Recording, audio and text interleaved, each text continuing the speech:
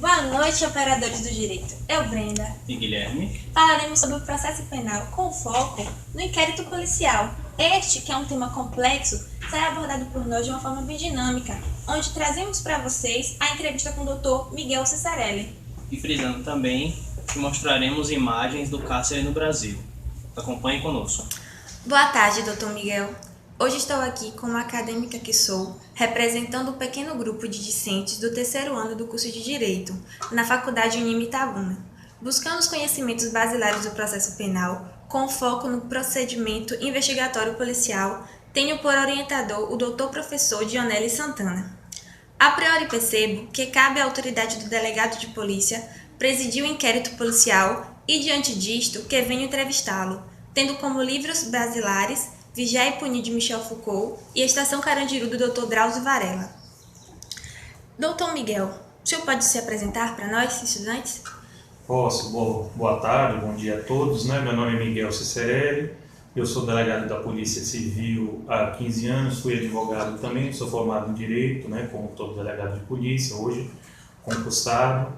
Fui professor 5 anos da Faculdade Maurício de Nassau, em Salvador, de processo penal e também direito penal, Trabalhei como delegado nas cidades de Irecê, Itaberaba, fui delegado titular em Salvador durante 10 anos, estou durante 3 anos aqui morando na região de Ilhéus e trabalhei no Baitaba e agora trabalhando no município de Una.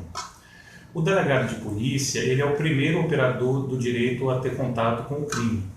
Então ele vai tomar as providências preliminares, ele pode tomar esse contato por meio de rádio, a gente aciona pelo sistema da Polícia Civil, da Polícia Militar. Ele vai fazer o registro de uma ocorrência, vai deslocar uma equipe de policiais até o local, se for necessário solicitar perícia e vai instaurar uma investigação policial. Essa investigação policial ela pode ser iniciada por duas formas. Ela pode ser iniciada nos crimes de menor potencial ofensivo, pena de até 2 anos, Lei 9.099, ela é iniciada por meio de um termo circunstanciado, que é um procedimento simplificado, ou ela pode ser instaurado um inquérito policial, seja esse inquérito por portaria ou por prisão em flagrante, a depender da situação que é apresentada ao delegado, Costuma-se falar que o delegado de polícia ele seria um juiz de primeiríssima entrância, ou seja, ele é o primeiro pessoa do direito a tomar contato com o crime e que vai transformar aquilo no inquérito policial, que nada mais é do que um processo cronológico para que se descubra se ocorreu um crime, a prova desse crime, os autores desse crime e para que os autores desse crime sejam encaminhados ao Ministério Público e posteriormente julgados pela Justiça. Iniciando, em sua visão de delegado de polícia, o que o inquérito policial representa na investigação? Na verdade, se discute muito se é necessário, imprescindível ou não um inquérito. Na verdade, o inquérito é só um nome, O inquérito ele nada mais é do que um procedimento administrativo cronológico, Que ele inicia com uma portaria, onde você ouve testemunhas, solicita perícias, e no final da investigação, o delegado de polícia, que é a autoridade competente para presidir o inquérito, ele conclui a investigação com o indiciamento do suspeito, do investigado, ou sem o indiciamento, Quando ele entende que há provas que aquela pessoa praticou o crime, ele indicia o réu por aquele crime. Ainda não é réu porque ainda não está na fase judicial. E encaminha para análise do Ministério Público. O Ministério Público faz a sua análise, oferece a denúncia ao juiz, ou pede o arquivamento, ou pede novas diligências, e o juiz recebe este procedimento e dá início ao processo penal efetivamente dito.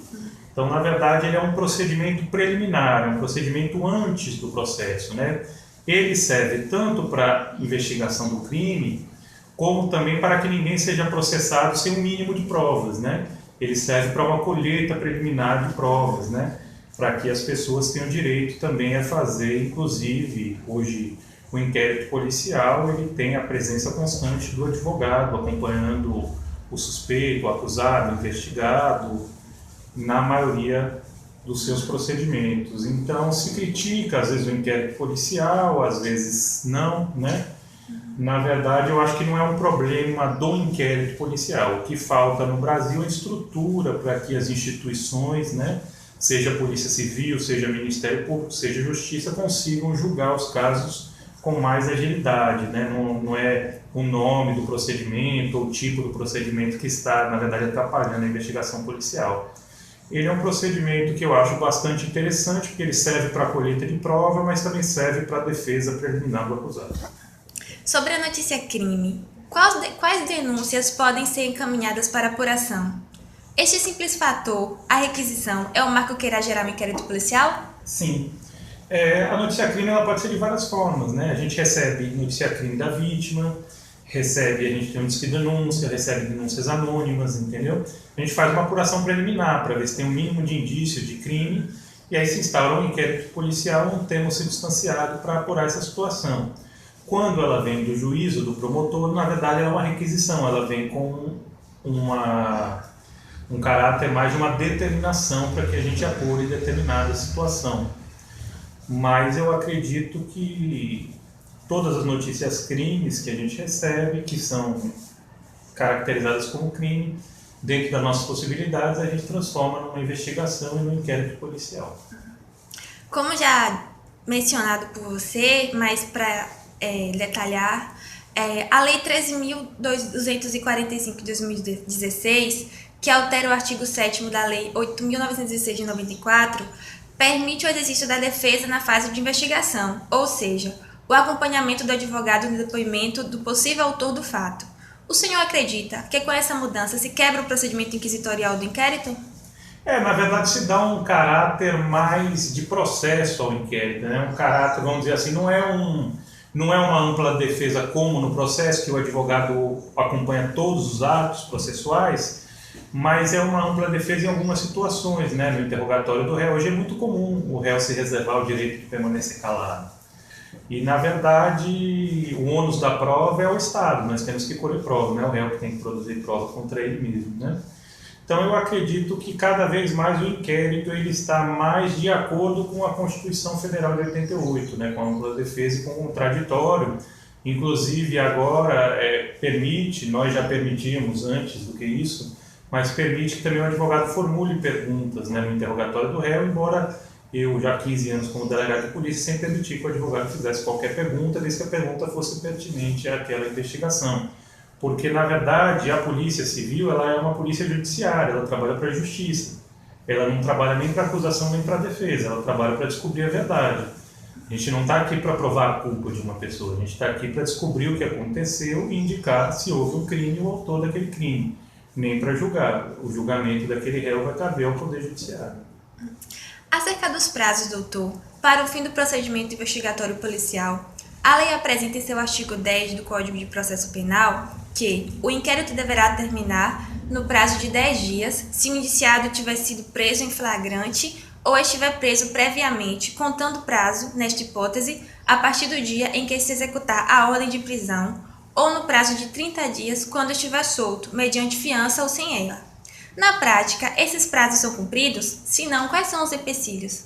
Bom, o de réu preso a gente é obrigado a cumprir, porque pode gerar um excesso prazal que cabe à soltura do réu. Mas, na realidade de hoje, o Código Penal e o Processo Penal são da década de 40, então assim, um crime que envolve uma organização criminosa, você vai concluir o inquérito policial em 10 dias, muitas vezes não chegou nem o laudo pericial, normalmente não chegou o laudo pericial nesse caso. Então eu acho um prazo muito curto, um prazo de 10 dias para se concluir uma investigação que às vezes tem 2, 5, 10 presos, 10 réus envolvidos numa operação, como a gente costuma fazer grandes operações aqui no estado da Bahia, cumprimento de mandados de prisão, às vezes 20, 30 mandados de prisão, com reforço das coordenadorias regionais, entendeu? Então eu acho que a lei está ultrapassada, ela deveria ter um prazo maior, bem como de réu solto, né? Na verdade, a gente sabe que esses prazos do Código de Processo Penal, o de réu preso a gente cumpre, mas o de réu solto é muito difícil porque a gente tem muito mais trabalho do que condições de realizar. Então, por exemplo, em média, uma delegacia do município pequeno como esse tem em torno de 100 a 300 inquéritos em andamento, para um delegado, um escrivão e 2 policiais. Então, a estrutura é pequena, como na justiça também, para uma demanda muito grande que a gente sofre, né? Que toda a demanda criminal vai direcionada para a delegacia de polícia. Então, Na verdade, o Brasil tem investido muito pouco na Polícia Civil, na Polícia Judiciária. Se contrata muito policial militar para botar na rua, para mostrar uma suposta ou possível segurança pública, mas os governos deixam a desejar na contratação de policiais civis e delegados da Polícia Civil. Quando e por quais razões o senhor decreta o sigilo do procedimento? Olha, é muito difícil pedir o sigilo do procedimento. A gente, na verdade, tem um sigilo numa situação maior. Infelizmente, nos municípios pequenos ocorre muito nos casos de abuso sexual contra criança e adolescente. Então, são os casos que a gente toma maior cuidado com essa questão do sigilo, mas esse sigilo ele não se restringe ao advogado. O advogado tem acesso, não tem sigilo para o advogado, entendeu? Então, sigilo seriam pessoas que não têm relação direta com a questão, para não ter acesso, né? E, infelizmente, tanto a Lei Maria da Penha, quanto essa questão de abuso sexual de menores, de crianças e adolescentes, né, menores de 14 anos, nesses municípios pequenos a gente tem uma demanda muito grande. Normalmente os autores desses abusos são familiares, não são pessoas estranhas. Qual a sua opinião sobre as denúncias anônimas? E qual é a sua postura a tomar em relação a elas? Bom, as denúncias anônimas são uma forma de a gente trabalhar, uma forma de iniciar uma investigação. Mas você não pode tratar aquela denúncia anônima como se fosse uma verdade absoluta. Aquilo é apenas o que a gente chama no procedimento de investigação de um informe. É uma informação e daquela informação a gente vai ter que botar nossos policiais na rua para confirmar ou não aquele fato. A gente não pode tomar como uma verdade absoluta e também não serve como meio de prova. Na verdade é só um meio de informação para que a gente inicie uma investigação que vai terminar com um inquérito policial formalizado e encaminhado ao Ministério Público e à Justiça. O senhor acredita que a superlotação das penitenciárias do Brasil se justificam pela morosidade da justiça? No livro A Estação Carandiru, do Dr. Drauzio Varela, diz que o massacre do Carandiru não precisava ter acontecido. Qual sua opinião a respeito? E sobre a ótica do escritor, qual seria a porcentagem de culpa do Estado? Vamos lá, uma coisa por outra.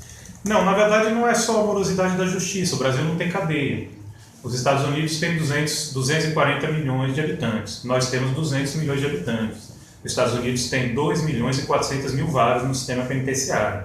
Nós temos 200 mil vagas no sistema penitenciário. O sistema penitenciário brasileiro é ínfimo em relação ao tamanho da população. Então, se você imaginar que 1% da população cometa crime, são 2 milhões de pessoas cometendo crime.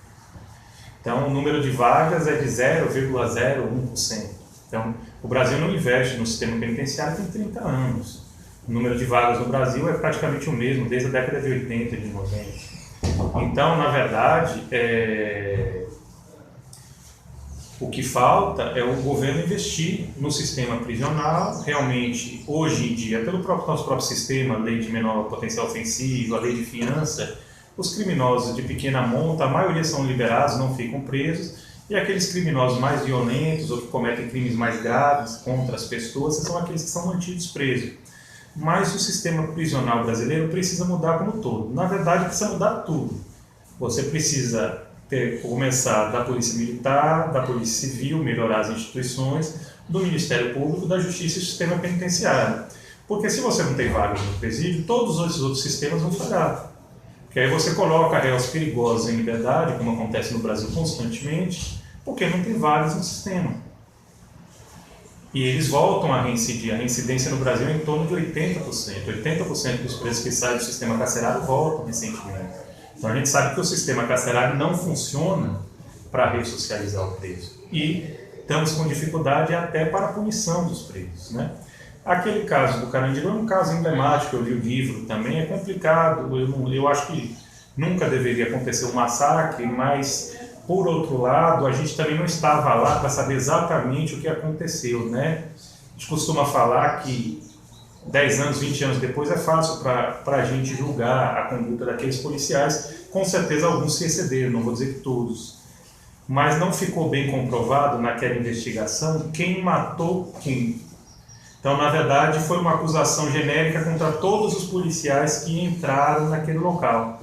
Quanto o direito penal, ele exige uma coisa chamada individualização da conduta. Então, ou seja, tanto a Polícia Civil quanto o Ministério Público, eles têm que individualizar a conduta de cada um daqueles policiais. É muito difícil, porque não tinham testemunhas, quem estavam ali eram os presos e os policiais. Então é uma situação muito complicada, uma situação complexa. Eu acho que é uma situação que não deveria ter ocorrido, mas também eu não tenho autoridade para falar que os policiais agiram dentro ou fora da lei. Pode ser que alguns agiram dentro da lei, pode ser que alguns agiram fora, né? O policial que está na rua, ele tem, na verdade, nós operadores do direito, a gente está reclamando que tem 10 dias para decidir, né? Tem 30 dias, tem 1 ano, tem 2 anos para julgar os processos. O policial que está na rua, com uma arma na mão, uma arma apontada para ele tem milésimos de segundo para decidir, menos de 1 segundo. Então eu não sei se houve excesso, me parece que sim, mas eu não sei, pelo que eu vi, eu não vi o processo também, é leviano eu falar porque eu não tive contato aos autos, mas me parece que não está bem individualizada a conduta de cada um dos policiais, entendeu? Então eu acho que independente de serem agentes do Estado, logicamente o Estado responde pelas mortes, o Estado é responsável civilmente. Agora a responsabilidade penal me parece que falta uma individualização da conduta, na minha opinião pessoal. Ok. Doutor Miguel, sobre os termos de procedimento investigatório policial, qual é a diferença entre estes? Termos de depoimento, termos de declarações, interrogatório e indiciamento. Pronto. Termos de declaração são pessoas que não prestam compromisso de dizer a verdade, por exemplo, as vítimas ou parentes do réu ou do autor.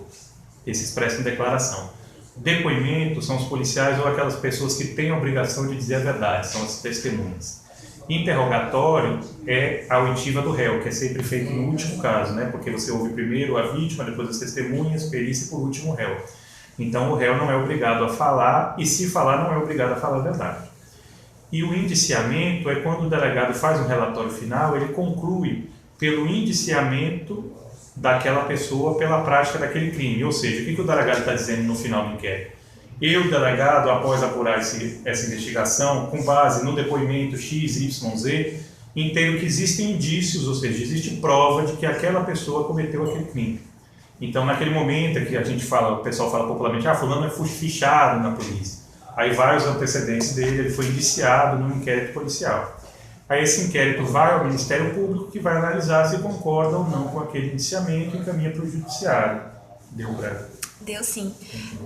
O senhor poderia comentar um pouco sobre as diligências? Diligências que você fala no sentido de diligências investigativas. Uhum. As diligências elas são imprescindíveis, né? Porque, na verdade, a Polícia Civil ela vai ao local do crime, ela pede perícia, ela sente o ambiente que está no local, ela ouve pessoas, muitas pessoas hoje não querem falar formalmente no inquérito, a gente ouve informalmente algumas pessoas para pegar informações. Então a investigação hoje ela pode ser baseada em várias formas, prova testemunhal, prova documental, prova pericial. Hoje a gente tem algumas operações que a gente trabalha também com interceptação telefônica e sigilo de dados, que também é importante, mas nada disso substitui a sola do sapato, né? Que é você ir aos locais, conversar com as pessoas e buscar informações. Então, muitas pessoas não sabem a diferença da Polícia Civil e da Polícia Militar. A Polícia Militar faz o policiamento fardado, ostensivo, e a Polícia Civil ela faz na verdade, a investigação, o policiamento descaracterizado, ou seja, ela investiga os crimes e indicia as pessoas, indicando para a justiça quem cometeu aqueles crimes. Então, tão importante quanto a Polícia Militar é a Polícia Civil, porque se o crime fica sem investigação, isso vai gerar impunidade, né? Então, me parece que o Brasil tem investido muito pouco nas polícias civil e na Polícia Federal também. A gente precisa de uma valorização tanto da carreira de delegado de polícia como das carreiras da Polícia Civil, para que a gente tenha um bom inquérito policial, que na verdade é a base do processo. O processo nada mais é do que a repetição daquelas provas do inquérito policial sob a ótica do contraditório da ampla defesa.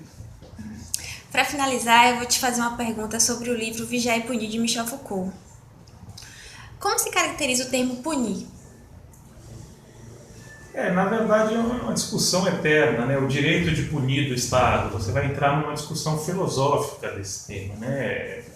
O que se diz no direito penal, o que se entende é que a punição da pena de prisão ela seria uma retribuição justa face a um ato injusto, ou seja, aquela pessoa ela quebrou a regra social, ela matou uma pessoa, ela estuprou uma pessoa, ela violentou uma pessoa, e seria uma forma do Estado punir para que a sociedade não fizesse justiça com as próprias mãos, a chamada autotutela, né? É uma questão bastante polêmica. Se a gente entrar nessa questão de tem ou não o direito, o Estado de punir, né?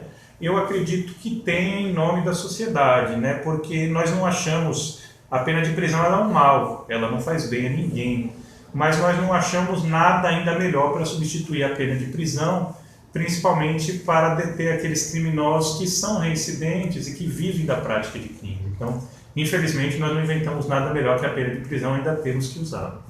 No capítulo 1 da terceira parte, Os Corpos Dóceis, foi visto que toda a maquinaria do poder exercido de punibilidade é comparada da mesma forma que são aplicados os poderes na escola, no quartel, na fábrica.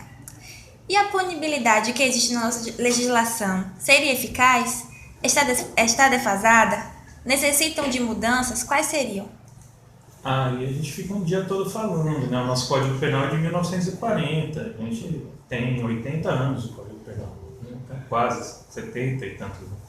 Então, assim, precisa de uma mudança geral, né? Precisa de uma mudança total. Os crimes contra o patrimônio, tem alguns crimes contra o patrimônio que têm penas maiores do que, às vezes, os crimes contra pessoas, crimes contra a vida. Então, precisa de uma reformulação total. Nosso Código Penal precisa de uma reformulação, mas nada adianta a gente mudar a legislação se a gente não fortalecer as instituições, sejam elas Polícia Civil, Polícia Militar, Ministério Público, Justiça, Sistema Prisional. Então, assim, mudar a legislação por si só não resolve o problema, pode melhorar um pouco. Mas se nós não tivermos vagas no sistema carcerário, não adianta nada nós mudarmos nossa legislação.